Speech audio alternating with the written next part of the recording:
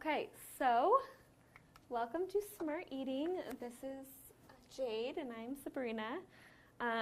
We are going to talk to you guys about tips for shopping, how to save money, and saving time, because we feel like those are the three main things that are a constant complaint of why people feel that they can't eat healthy. So we'll go on. Okay, so some of the main tips for shopping is to start a grocery list at home for a couple reasons.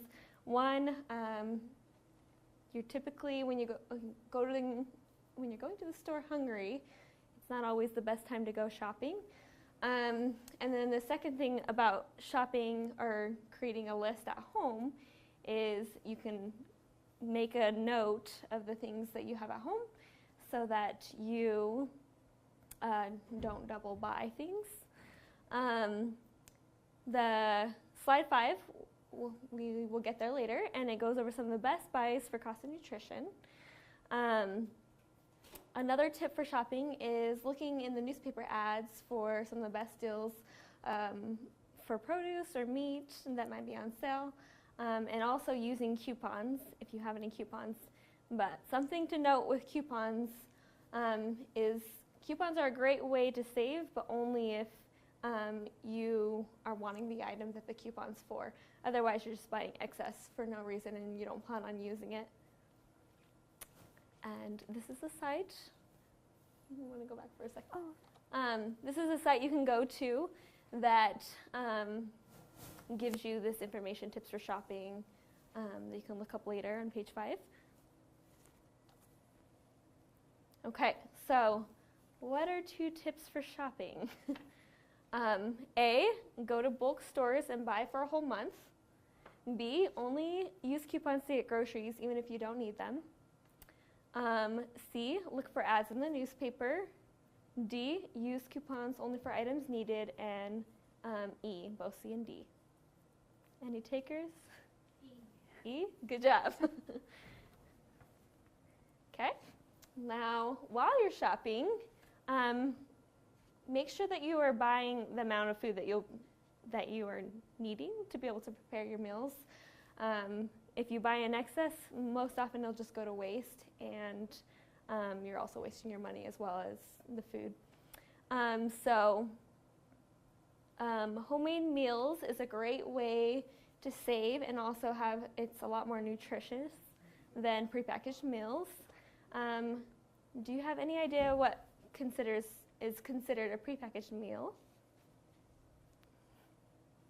Like an already cooked meal? Yes. Yes, or frozen dinners, or yes, anything that you are not taking the time to cook yourself. Okay, another tip to save while you're shopping is using store brand names versus brand name foods. They're often cheaper. And when you're getting canned fruits or vegetables, specifically with canned vegetables, look for the low sodium vegetables, and you can strain them if they are just regular and aren't low sodium cans, and that's a way to save and reduce the sodium content that is in the vegetables. Okay, so 3 tips to save, reduce waste, and eat healthier while shopping are A, skip meals, buy in bulk, and eat fast food. B, buy store brands, only buy what you need and make your own meals. And C, none of the above. Takers? C. Yes. C. Yes, correct. Good job. Okay, and then the final tip while you're shopping is using labels and shelf information. So one of the first things you can do is look at nutrition facts, and that will help you to know the different extra additives that are added, or the preservatives, as well as the macronutrient content of the protein, the carbohydrates, the fat that they contain. And then the next thing to look for is like the sell-by date, which is the date that the stores are trying to sell the food by. And the best by use date is just the date that the food is at its best quality. And then This link is a really great link that you can follow. This link will help you to be able to look at, depending on what food item you're looking into, like milk is an example that we'll talk about later on. It will tell you what the refrigerator life is like for milk. So it's 5 to 7 days. And if you freeze milk, it lasts for 3 months. So it's a great way to know what ways you can save if you do buy in bulk and keep them preserved.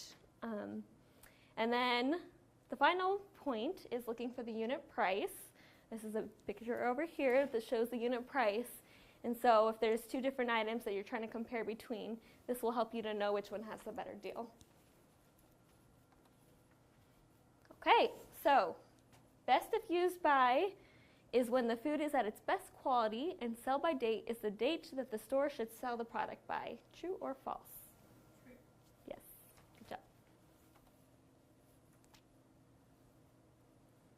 Okay, now we're going to go into the different types of food groups and how you can save for breads and grains, vegetables and salads, well, it's in the same category, fruits, meat and poultry, milk, and beans and peas. So this is a link that the USDA has put on, and it will show you different tips there, as well as it has a healthy cookbook at the end that we'll go over. So some tips for bread and grains and how to save there. The first tip is buying day-old bread, but often when you're buying day-old bread, usually the stuff that they leave over are pastries and cupcakes that would not be qualified as something that's nutritious or healthy. So make sure that even though it's day-old bread, that you're still finding day-old bread that is in good quality, like whole wheat, whole grain bread. And then the next point is when you're buying oatmeal, rice, or grits, to make sure that you are checking for buying regular versus instant, because it gives you the full amount of nutrients that instant won't give you. And then just try to add whole grains, bread, and brown rice to your meals. Just a couple pictures of that. Okay, now vegetables and salads. Tips to save for vegetables are buying large bags of vegetables. They are a great way to have a lot of minerals and vitamins to your meals. They also are a cheaper way to be able to, get nutrients into your diet, especially during the season where it's cold in those winter months, and there's not as many vegetables that are out there that are fresh. This is a nice way to be able to get those nutrients and save. Avoid salad bars. Salad bars are not as sanitary as creating your own salad would be, and they're typically a lot more costly than making it your own. And it also has a lot of added sauce that is unnecessary sodium and unwanted things that are added to it. Some items that you can get that are cheaper than the salad bar offers are lettuce, cabbage, onions, and carrots. And if you do want, however, to get salad and you want it just a small portion, it could be a cost-effective way if you're just wanting to get a small amount. Okay, and then for fruit, the best way to save on fruit is to buy fruit in season.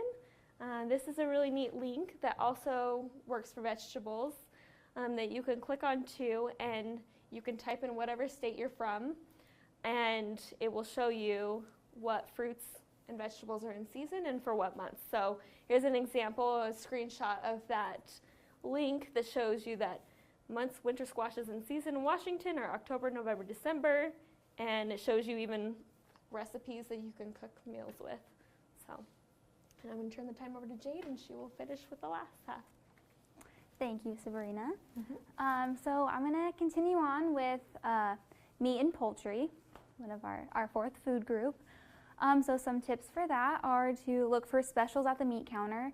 Buying cuts of meat on sale can save you a ton of money, and especially because when you buy meat in bulk, it's easy to freeze and it stays good for a long time. So you can also buy chuck or bottom round roast instead of sirloin. So those are the cheaper cuts of meat.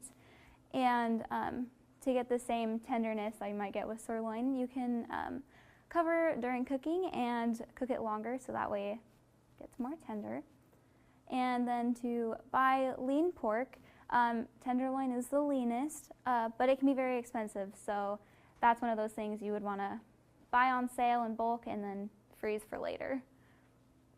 And then you can also buy whole chickens, which might seem a little intimidating to cut them up and store them yourself, but it's actually easier than you think, and anything left over you can freeze and save. And then you can also use the bones and stuff like that from the chicken to make your own vegetable broth or a bone broth, which is also super nutritious and is kind of expensive when you try to buy it at the store. So the next thing is milk. Non-fat dry milk is the least expensive milk you can buy. It takes kind of an acquired taste to just drink it from a glass, but it's really good to use while you're baking and stuff like that. You can buy fresh milk in large containers in the gallons or the half gallons because they generally cost less than the quarts do. And like Sabrina mentioned earlier, you can freeze the milk if you have extra left over for up to 3 months, and then it stays good for 5 to 7 days when it's open in the refrigerator. I know when I was growing up, we always had to buy milk in bulk, and sometimes it would end up going bad. And if I had known that we could freeze it, we probably would have gotten less waste from that. And then you can buy fat-free or low-fat milk to cut the amount of fat in your family's diet. So dry beans and peas, they can be used instead of meat, poultry, or fish to provide many of the same nutrients at a very reduced price, especially if you buy them in the bulk section or something like that. They can be super cheap, and they're lower in fat than meat and protein are too. Oops, sorry. Oh, you're fine. Okay, so here is a comparison we have for you guys, and this right here is an example of a homemade recipe you can make from that cookbook that Sabrina was talking about earlier. Mm-hmm. So what we did was we compared making a batch of 4 homemade breakfast burritos to ones that you might buy at the store. So what we got from this was that the homemade cost per recipe was $1.67, and per serving that's only about 42 cents compared to these El Monterey burritos from Walmart. Their cost is $3.66 for 4, and per serving it's 92 cents. So it's basically over double what the homemade ones would cost. And when you look at the nutrition facts, the homemade burritos have less calories than the store-bought ones, and they have less fat. They have a little bit less sodium, about the same, and they're 1 gram higher in protein, so they're more nutritious than the store-bought ones, and they're half the price. Okay, so now we're going to transition into, now you've gotten all of these great cheap options for food, how can you prepare them and save time during the week? You can do that with meal prepping. So the next few slides are going to go over meal prepping, some breakfast ideas, lunch ideas, and dinner ideas. It's important to note that when you are meal prepping, there's tons of different ways that you can meal prep. So you can make all of your meals for the week on Sunday and then have your meals for the whole week. You can meal prep for 2 days and then every couple days save some. You could even do little things like making a little extra dinner, and then you can take whatever's left over for lunch the next day. So here are some breakfast ideas. We have hard-boiled eggs, which are super easy. You can cook a bunch of them at once, save them in the fridge, and they're good for like 2 weeks, which is pretty good. You can make an omelet in a jar, which is what we have pictured right here. It's actually pretty good. I did try this out. And it's really easy. You add everything you need in the jar, and then in the morning you give it a good shake. You can add some milk, throw it in the microwave, and then you don't even have to eat it right then. You could just take that with work to you, or you could even microwave it at work. The next thing that's super easy is eggs and toast. So you could pop some toast in the freezer with your hard-boiled eggs, chop those up, slap them on there. You got a breakfast sandwich. And then the breakfast burritos we pictured earlier. I think these are really cool because you can freeze them and then have them later. So I know that my grandma, for example, she would make like 30 or 60 burritos at a time, stick them in her freezer, and then she had burritos for like a month, and so that's super easy. And then overnight oats, which are what we have over here, and that's also what we have over there for you guys, is a little overnight oat bar. So you can make your own and add some milk at home, and then you'll have breakfast for tomorrow. They're super versatile. You can just do oats, milk, cinnamon, and fruit. You could add yogurt to it, so for higher protein. You could add protein powder, and they last for a while in the fridge too. So kind of the longer they sit, it's almost like the flavor absorbs more altogether. And so some lunch ideas, what we have next. We have sandwiches. Those are super easy. My boyfriend just always has like 5 or 6 sandwiches in the fridge, so that way he can snack on them whenever he needs a snack, or if he forgot to plan for lunch the next day, he's got those available. There's wraps, which are super easy to make, especially if we jump down to this bottom point here. If you pre-wash your fruits and vegetables and maybe chop them up, then making a wrap for lunch could be as simple as getting your tortilla out, adding your pre-cut veggies. Maybe you made some like extra chicken and throw that in there, and then you have a healthy meal for lunchtime, and it's super easy to make. It takes like 5 minutes. And then, the last part, pre-washed fruits and veggies, because that is something that takes like the longest amount of time when you're preparing food, is chopping it up, washing it, and all that kind of stuff. And then if you have them already pre-washed and cut up, then all you have to do is throw them in the pan or throw them in the pot, throw them in the oven, instead of taking that hour or half an hour to cut them all up. And then some dinner ideas. We have crock-pot salsa chicken, which you could make that, and then you can use it in burritos or enchiladas. You could shred it and use it on salads, throw it in the wrap you might make or anything like that. Taco salad, it's another one of those things. You can just throw it together. You can make a bunch of ground beef on Sunday, have tacos, and then throughout the week, if you pre-cut your lettuce and all that kind of stuff, throw it in there, add the meat. It's super easy. All of these things also pack well in containers, so you can take them to work with you or school or wherever you may be. We have pizza soup and chili. So chili is really cheap to make if you get dry beans. All you really need is some tomatoes, and if you get those in season, they're usually pretty cheap too. So, and it's got high protein in it. You can add meat. You don't have to add meat. There's super versatile. And then down here, the salmon and asparagus in a pan is an example of a 1-sheet pan dinner. I do these a lot because they're easy. So you can put your salmon down, your veggies down, and then bake it one time.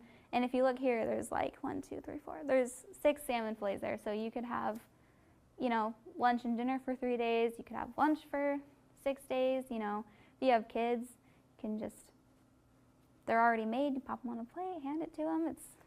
You can do that with lots of things. You can do chicken, you can do pork, you can do potatoes, all different kinds of veggies roasted.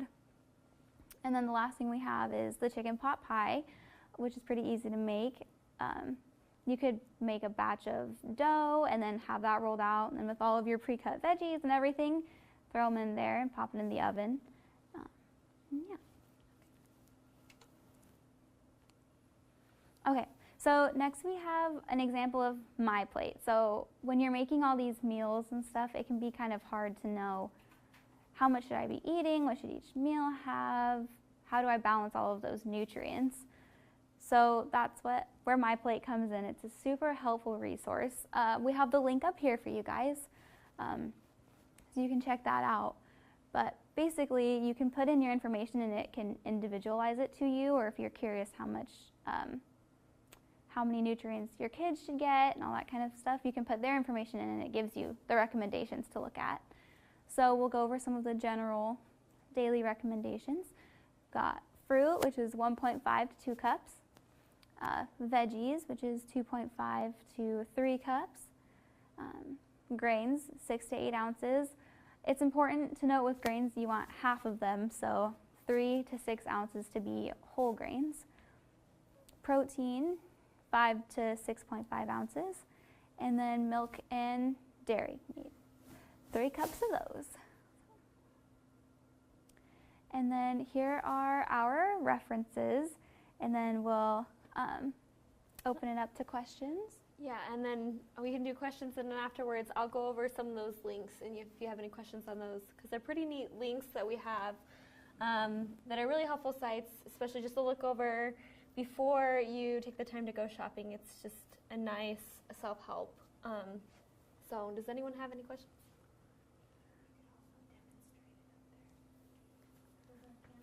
Okay. Okay. Okay. You can go over the links first. I'll go over the links real quick.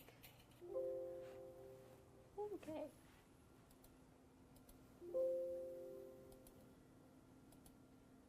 I think you have to exit out of your PowerPoint and Okay. have it, and then you can click on it when it's like in the little view.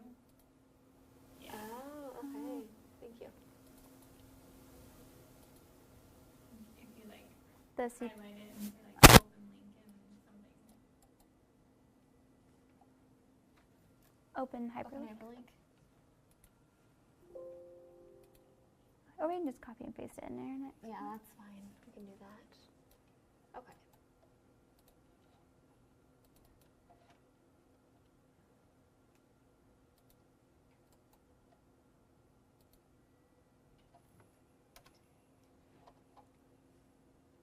Okay. And then shows you.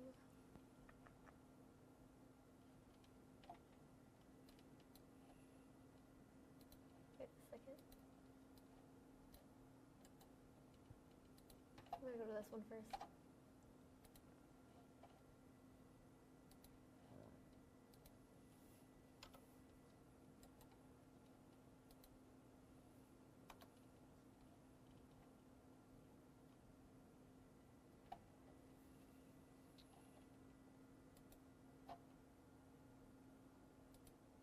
Okay. So this is the one we talked to you guys about for the milk, was the example we used. So this one, you want to type in any type of food. Try lettuce or some kind of produce that will go bad. produce. Strawberries Yeah, go bad. strawberries.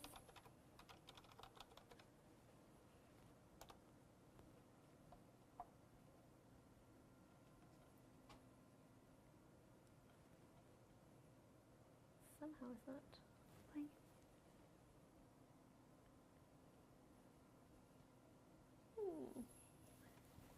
Well, usually it's really cool.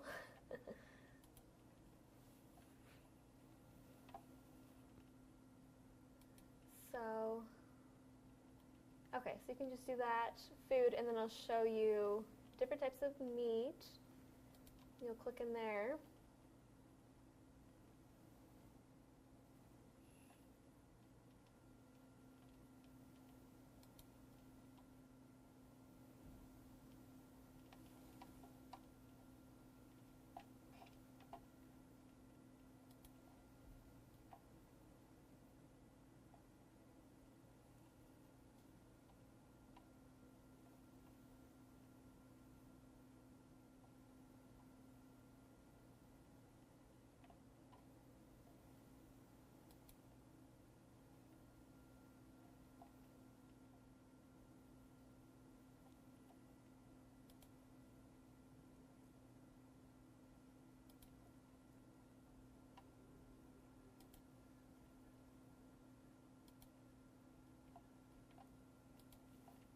And then it shows you how many days that fried chicken, I don't know why I chose that one, but that is the one we chose, is good in the refrigerator, and if you stored it in the freezer, it will last for 4 months. And so it's really kind of a handy tool and a handy link to be able to determine how long your food will go stay good for, and how long you need to use that up and consume that before it'll go bad.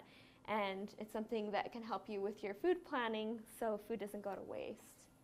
And then you can click on another link.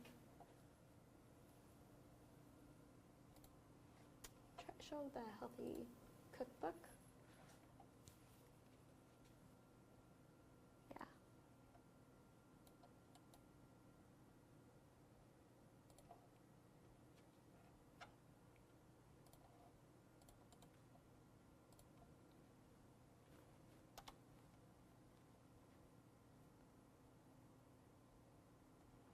Okay, and then if you scroll down, it shows you, you can scroll down from over here, it'll show you the list of all the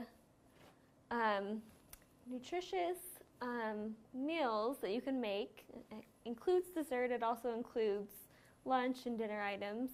And then if you go down to one of the recipes, any of them, it shows you the cost per recipe and the cost per serving. So this recipe cost 8 cents for that recipe. That doesn't make sense. Per serving is 24 cents. Oh, because there's 4 servings. So it shows you the total cost and how much you're saving. And so it's a nice way if you're going shopping and you can look at some of these recipes and get an idea of some of the meals you want to make. Make that list, that grocery list, before you go shopping. See what you have at home, and then head out to the store and buy those items to make those meals, and then you know exactly what your budget is, how much you're wanting to spend, and you can plan accordingly. So that's a really nice site. Yeah, and it's also a great way to maybe switch up what you're eating if you're eating the same things all the time. There's a bunch of recipes here. You can switch it up and they'll be in your budget. So keeps eating exciting. And we can do... Do you want to do the seasonal food? Yeah, let's do seasonal fruit. That's a good one. Okay, and then we'll just like end on here, and then we'll do our demo.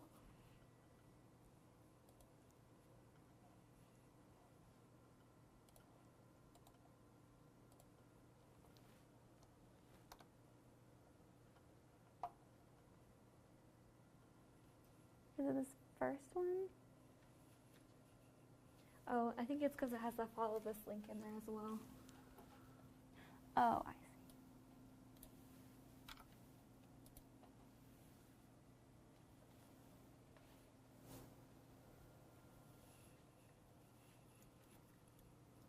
I think there might be. Oh, actually, it's the USDA.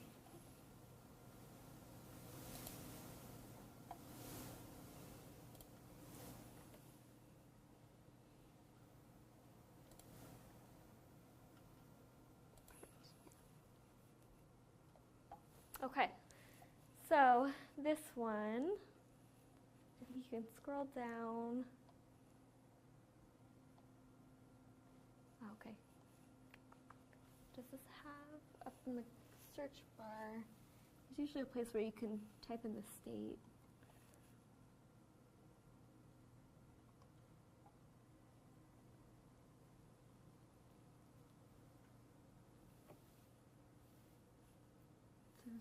Type in there like California.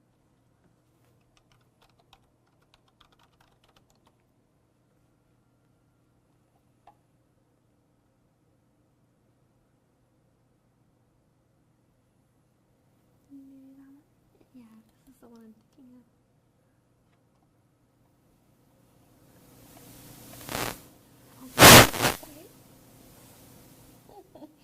of. Okay, sorry. Let me check this.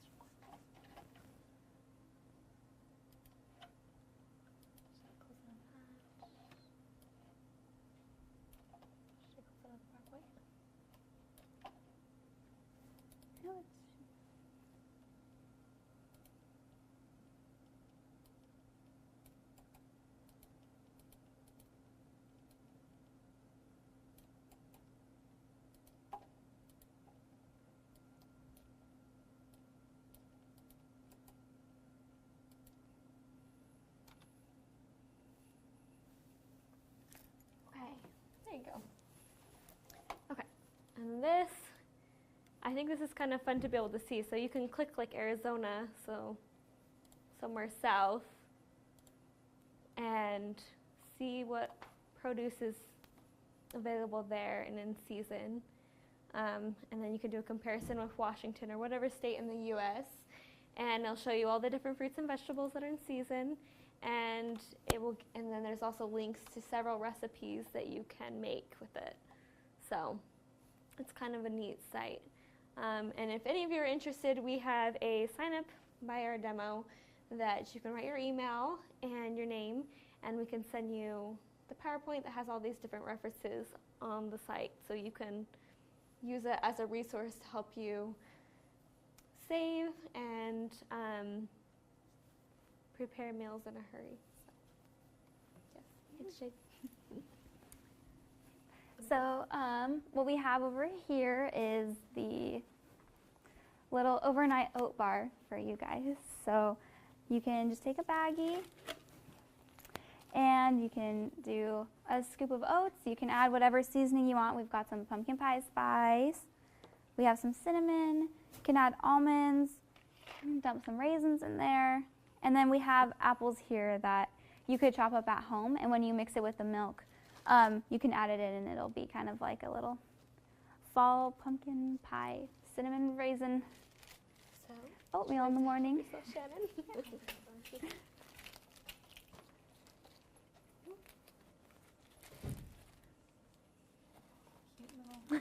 Cute Sorry, wraps. Sharon. Yeah.